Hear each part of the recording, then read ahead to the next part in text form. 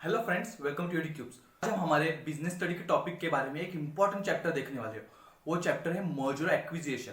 आखिर merger acquisition आखिर होता क्या है, तो चलिए देखते हैं। थोड़ा मिसकंसेप्शन होता है कि मर्जर एक्विजिशन एकदम सेम है। आज का टॉपिक है, हम पूरी तरह क्लियर कर देंगे कि मर्जर एक्विजिशन अलग अलग कैसे है, उनमें क्या डिफरेंस होते हैं। तो चलिए शुरू करते हैं, आखिर मर्जर एक्विजिशन होता क्या है। पहले देखते हैं कि मर्जर क्या होता है। मर्जर मतलब जैसे मैंने स्लाइड के ऊपर दिखाया है, मर्जर मतलब फ्यूजन ऑफ टू और मोर कंपनीज। सिंपल टर्म्स में हम ये कह सकते हैं कि दो से ज्यादा कंपनीज एक साथ कोलैबोरेट करती है और एक नई कंपनी फॉर्म करती है। एक पार्टनरशिप की टाइप में हम कह सकते हैं कि ए कंपनी और बी कंपनी दोनों एक साथ आके एक नई सी कंपनी बना देते हैं, तो उसे कहा जाता है मर्जर। एक्विजिशन मतलब एक कंपनी दूसरी कंपनी को पूरी तरह से टेक ओवर कर लेती है। के तौर पे लेते हैं, एक ए कंपनी है जो टेक्सटाइल बिजनेस में है, वो पूरी तरह से टेक ओवर कर देती है, तो उसे कहते हैं एक्विजिशन। मतलब एक्विजिशन को सिंपल वर्ड्स में हम कहते हैं कि टेक ओवर, पूरी तरह से कंपनी के ऑपरेशनल जो की पावर है वो अपने हाथ में ले लेना। एक्विजिशन के डिफरेंट डिफरेंट पार्ट्स हो सकते हैं। जैसे कोई 51% के ऊपर से स्टेक्स ले रहा है किसी कंपनी है, जैसे अगर मैं ए कंपनी ओन करता हूं, तो कोई बी कंपनी आके मेरी कंपनी के 51 से ज्यादा स्टेक्स उठा लेती है, तो मेरे पास ही 49 ही बचे। तो एक्विजिशन मतलब किसी दूसरे को मैं मेरे कंपनी के पूरे राइट्स दे रहा हूं, पूरे ऑपरेशंस कैसे चलाएंगे वो डिपेंड करेगा उसके ऊपर। सो उसे हम कह सकते हैं एक्विजिशन। एक्विजिशन के बाद ए और बी दोनों कंपनी रहेंगी, लेकिन ए कंपनी ने बी कंपनी को एक्वायर किया हुआ है, तो एब्सोल्यूट पावर होने वाली ए कंपनी के पास। हम सिंपल टर्म्स में ये कह सकते हैं कि अभी कंपनी ए और बी को दोनों कंट्रोल करे ए कंपनी, जिसने उसे बी कंपनी को एक्वायर किया। एब्सोल्यूट पावर ए कंपनी के पास ही होने वाली है, सारे डिसीजंस ए कंपनी लेंगी। अभी हम देखते हैं ये मर्जर्स एक्विजिशन के रीजंस क्या होते हैं। तो सबसे पहला रीजन है एलिमिनेटिंग द कॉम्पिटिटर। आपको आपके कॉम्पिटिटर को पूरी तरह से मार्केट से निकाल देना है, तो आप उसे पूरी तरह से एक्वायर कर सकते हो। एग्जांपल के तौर पे समझते हैं, अगर आप एक छोटा अपने एरिया में एक छोटा सा होटल ओन करते हो, कुछ दिनों बाद आपके ध्यान में ये आता है कि सामने भी एक वही होटल है जो सेम प्रोडक्ट्स दे रहा है, लेकिन उसके भी सेल्स अच्छे हो रहे हैं। तो आप क्या करोगे, उस होटल को एक्वायर कर लोगे, अपने अंदर ही ले लोगे। तो उससे होने क्या वाला है, जो कि बिजनेस दो होटल्स में होने वाला था वो आप अकेले ले रहे हो, क्योंकि मैंने उसे एक्वायर किया, पूरी पावर ले रही है। तो मैं होटल बाद में बंद करूं या फिर चलाऊं या मेरे हिसाब से चलाऊं, तो जो कि प्रॉफिट होने वाला है मेरा ही होने वाला है।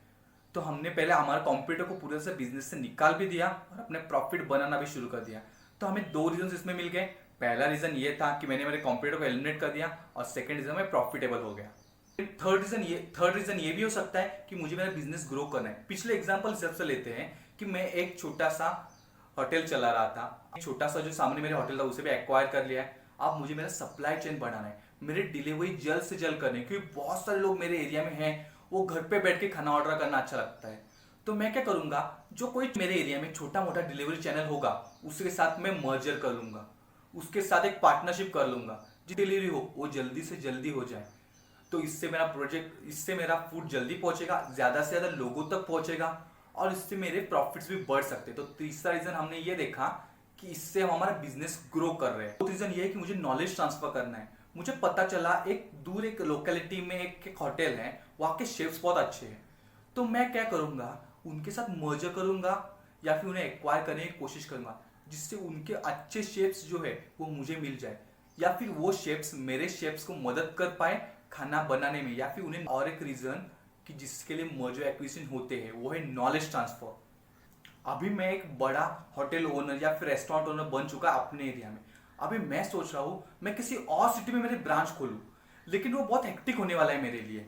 तो मैं क्या करूंगा, मैं देखूंगा कि जो बाहर के सिटीज में कोई अच्छा स्मॉल स्केल के होटल चल रहा है क्या, तो मैं उसे देखूंगा और उसे एक्वायर करने की कोशिश करूंगा, या फिर एक्वायर ना कर पाऊं तो उसके बाद मर्जर करूंगा। इससे फायदा क्या होगा, मैं जोग्राफिकली मेरा बिजनेस ग्रो कर रहा हूं। तो फिफ्थ रीजन ये भी हो सकता है कि मैं जोग्राफिकल ग्रोथ के लिए मर्जर एक्विजिशन करूं। रीजंस भी देखे मर्जर एक्विजिशन के, अभी हम देखते हैं उनके एग्जांपल्स।